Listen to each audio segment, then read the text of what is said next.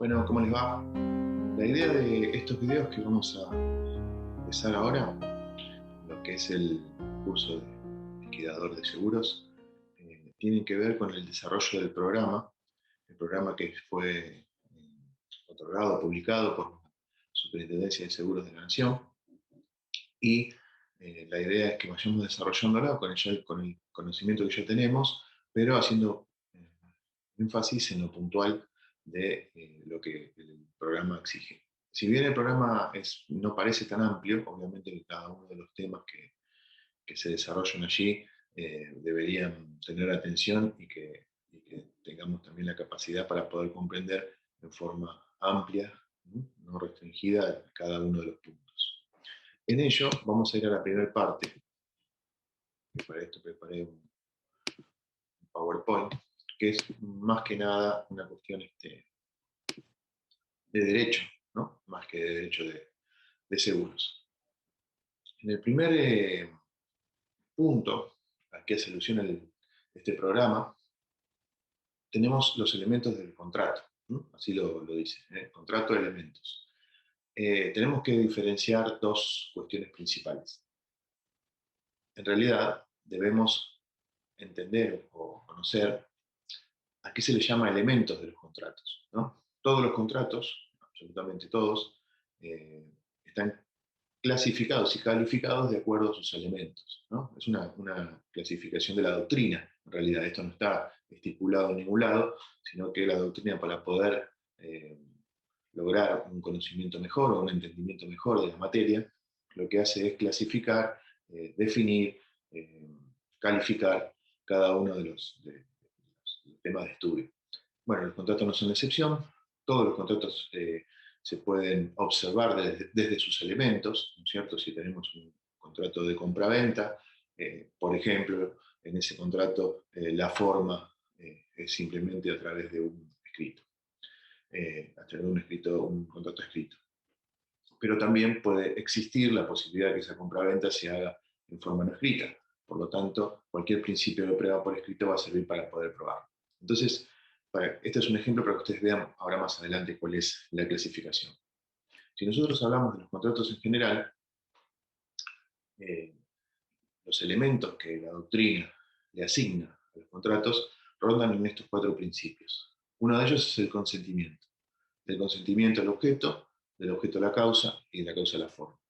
En todos los contratos podemos observar estos ítems, ¿no?, que la doctrina ha puesto como necesarios para poder interpretarlo y para poder estudiarlos. El contrato de seguro no es la excepción, obviamente que en cuanto a elementos se trata, también necesitamos analizar el consentimiento de las partes, ¿no? Acá parte, de alguna manera, la parte subjetiva propiamente dicha, donde las partes van a otorgar este consentimiento, el objeto, la causa y la forma. En el consentimiento podemos observar que obviamente son actos voluntarios, ¿no? Que es un acto voluntario donde la persona es libre para contratar, libre en un montón de circunstancias propias de la persona, ¿no?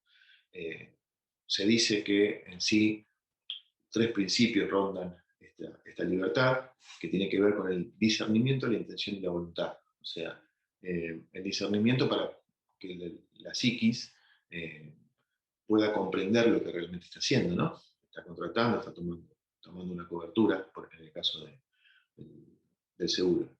La intención, o sea, quiero hacerlo, y la voluntad, voy y lo practico y lo hago. Esto parecería un poco, dicho así, parecería un poco lógico, ¿no?, o redundante. Las palabras estas, obviamente, que si tengo discernimiento y tengo intención y tengo voluntad, pareciera que es la misma cosa, pero a veces no. Como los contratos son hechos, ¿no? El contrato formal, vamos a suponer, un contrato entre partes que queda escrito, queda plasmado, certificado por un escribano, por ejemplo. Lo que está tratando esta definición de poder analizar el discernimiento, la intención y la voluntad, es sobre todo si se cumplen estos requisitos subjetivos de la persona para que no haya aquello que llamamos vicios. Y ahora vamos a ver un poquito más. Si la persona no actúa con discernimiento, por ejemplo, no sé, una persona no está bien en sus facultades mentales y contrata, bueno, evidentemente esa contratación no la hizo en plena facultad, ¿no? En plena facultad psíquica. Por lo tanto, no era libre de elegir lo que realmente estaba haciendo. Y al poder, a poder determinarlo, ese contrato empieza a estar viciado, ¿no? Porque no estaba con sus capacidades. La intención ronda por lo que yo quiero hacer, ¿cierto? Yo quiero contratar, quiero comprar, por ejemplo, una vivienda y hago una transacción con una persona y realmente lo que yo estaba haciendo era comprando y la persona lo que me estafó eh, o entendimos mal ambos, algún error de las dos partes, entonces eh, en ese contrato yo recibo, por ejemplo, un comodato y no una compra. Bueno, ahí hay un vicio de intención. ¿Por qué? Porque yo tenía intención de una cosa y en realidad lo que estaba haciendo era otra. Y la voluntad se plasma con una actividad humana. ¿Eh? No me puedo quedar con el discernimiento y la intención. Yo sí quiero comprar un vehículo, voy y recurro por las concesionarias y hasta ahí estoy dentro del campo de la imagen, de la idea, ¿cierto? Todavía no dice nada efectivo. Ahora, si yo me siento con el vendedor, firmo una seña, le dejo dinero y me llevo los papeles para hacer la transferencia, obviamente que ahí ya la manifestación de esta voluntad está clara, es explícita, por lo tanto se va a verificar. Esto parecería lógico, como vuelvo a decir, o parecería tonto de explicarlo, pero si yo puedo probar que no hubo ninguna conducta mía que me haya movilizado a esa acción. Esto pasa mucho, por ejemplo, cuando te mandan una tarjeta a tu casa y vos nunca la pediste y te aparece la tarjeta, entonces hay que probar ahí que por más que vos algún día llamaste por teléfono a un banco y consultaste respecto de cuáles eran los intereses, por ejemplo, de esa tarjeta, pero nunca la pediste, no existió ese pedido y después te la mandan, eh, está el discernimiento, la intención podría estar, pero no hay voluntad de tu parte de poder llegar a ese contrato. Eh, Esto también en el contrato de seguro tenemos que tener cuidado porque el contrato de seguro es un contrato de adhesión. Eh, y digo tener cuidado porque la adhesión no implica una falta de voluntad, ¿no es cierto? Es la modalidad contractual. No puedo yo, como el contrato de seguro está regulado con un ente regulador, que es la Superintendencia de Seguros, no puedo yo meterme en las condiciones generales de contratación, más sí en aquellas que son particulares, cuánto es el valor de póliza, cuál es la mercadería que yo tengo o expongo ante el resguardo del seguro. Pero eso no implica que no haya voluntad. Hay voluntad de contratar. Hay voluntad de contratar ese contrato de adhesión. ¿Eh? Y en esto, el consentimiento se puede ver vencido por estos vicios de consentimiento. Entre ellos es la capacidad. Hay muchos más, ¿no? Obviamente que esto es lo más general, lo que el Código Civil indica, la capacidad de las personas, ¿no? Si es mayor de edad, si es menor de edad. No nos vamos a meter en todo el desarrollo de la capacidad de las personas, pero tiene que ver con las posibilidades de la persona de contratar. Estas posibilidades, en su mayoría son legales, ¿no? Como las prohibiciones. Los fallidos son aquellos que han tenido una quiebra, y entonces por un periodo de tiempo no pueden contratar. También puede ser un impedimento legal la contratación de entre esposos, ¿no? A veces entre matrimonios no, se hacen ventas y eso está prohibido por ley. Eh, y de acá arrancamos con esto que ya lo vimos viendo durante las clases, que tiene que ver con la buena fe contractual, ¿no? Acuérdense que siempre hablamos de buena fe contractual como una posibilidad de un vicio de consentimiento, si hay una mala fe de alguna de las partes, contrato de seguro para que tenga un auto mal o fundido, contrato de seguro para después fraguar un robo y cobrar el seguro. En ese caso, obviamente que hay una mala fe contractual, no es lo esperado del buen padre de familia, y también nosotros le decimos al buen padre de familia el buen asegurado, ¿no? Cómo me hubiera conducido yo como buen asegurado? Y el buen asegurado, hago un paralelismo, y siempre lo digo en las clases, que tienen que ser coincidentes con aquella persona que se conduce con seguro en forma responsable, de la misma manera que se conduciría si no lo tuviera. Si yo no tengo seguro, saldría a la calle a andar a 100 km por hora borracho, y eso hay que hacer un análisis y darnos cuenta que si no tuviera seguro no dejaría el auto con las llaves puestas, etcétera, etcétera. Bueno, esto en cuanto tiene que ver con el consentimiento. En el objeto, ¿no? El objeto habla de la materia del seguro, ¿no? Ahora hay vamos al paso siguiente, que hablamos de la causa, pero en principio hay que hacer una diferenciación importante, porque el objeto del seguro es propiamente la materialidad del seguro, ¿no? Una vez que ya está la causa vencida, ahora se arma el objeto.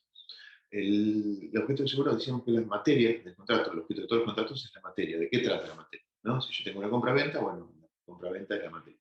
En el caso del seguro está indicado en el artículo 2 de la ley de seguros, donde hablamos de esta relación, y muchas veces hablamos de este tema, entre riesgo e interés asegurado, ¿no? Eh, podríamos decir que el objeto del seguro es el riesgo, ¿no?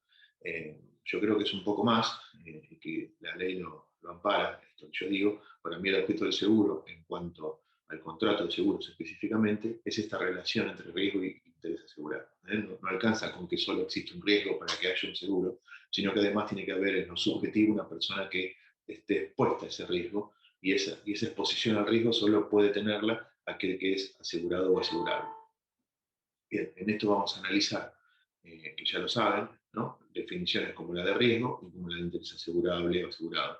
En cuanto a riesgo, vimos bastante, o sea, obviamente hicimos varias clases respecto de esto.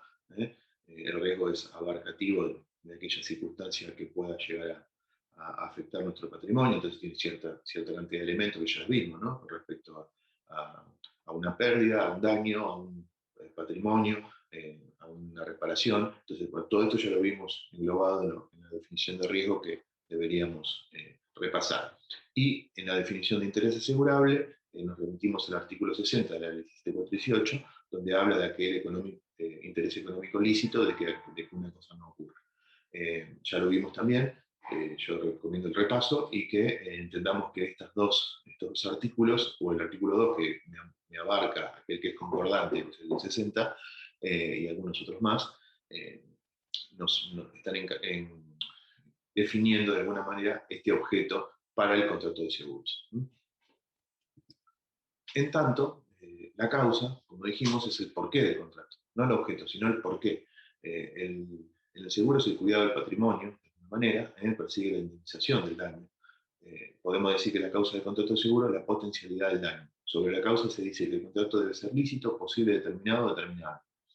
Que yo pretenda resguardar mi patrimonio contratando una cobertura de seguros con una compañía, genera toda la causa del seguro. Obviamente que los elementos para que esta causa sea válida tiene que ver con esto, con lo lícito, posible, determinado, determinado. O sea, no cualquier situación causal me va a dar la génesis de un contrato. En el caso del seguro, obviamente que el lícito es porque está regulado por una ley.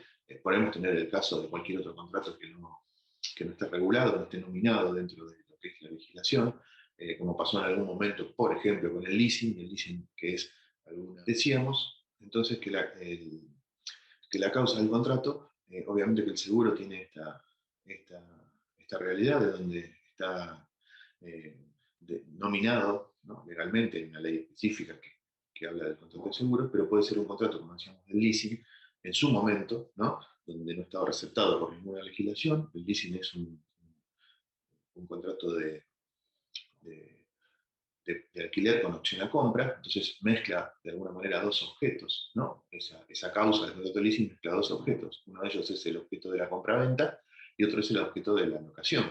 Entonces, esa mezcla de objetos no estaba nominada en un momento en nuestro país, y era un contrato no nominado, pero por ello no era no lícito. O sea, un contrato lícito puede ser que yo me ponga de acuerdo con una persona para estafar al Banco Nación. Con los Bitcoin, ahora está muy de moda esto. Entonces yo puedo contratar ahora ese contrato que yo hago, bueno, contrato con un programador porque yo quiero estafar, entonces lo contrato para que haga toda la parte de Internet para poder estafar al Banco Nación. El contrato existió, o sea, tiene todos los elementos, tiene el consentimiento, los dos estamos de acuerdo, tiene un objeto, tiene una causa. Lo que no tiene, esa causa es una licitud, ¿no? No es lícito, por lo tanto, al no ser lícito, yo no puedo oponerlo, obviamente ante terceros, que no va a tener ningún efecto, y entre las partes tampoco, porque obviamente que la licitud es un elemento importante de la causa que hace que se caiga el contrato, ¿no? Que deje de ser exigible.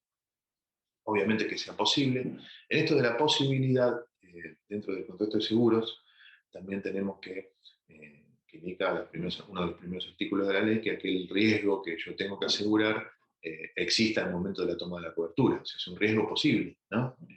O no haya sucedido antes el alias, donde yo ya no tengo el patrimonio en el momento de asegurarlo, por eso se torna imposible que yo le pueda asegurar algo que no tengo, o que sea de no sé, por las dudas, o sea, yo quiero asegurar por si no, mi mercadería me la roba un extraterrestre. Entonces, no tiene una relación lógica, por lo tanto tampoco es posible. Eh, Sería quizás posible o probable, pero bueno, no vamos a meter en esa determinación. Pero no se trata esa posibilidad específica que solo ocurre en el contrato de seguros, porque es un contrato aleatorio que depende de un hecho previsto que puede pasar en cualquier momento. No se trata de esa posibilidad es propia del contrato de seguros. Acá cuando habla de la causa de los contratos, todos los contratos tienen una causa, y esa causa debe ser posible. Eh, que yo quiera asegurar mi patrimonio ante la eventualidad de un daño es algo posible, por lo tanto está dentro de la causa. Y determinado determinable, que obviamente que yo pueda determinar cuáles son esas consecuencias del contrato.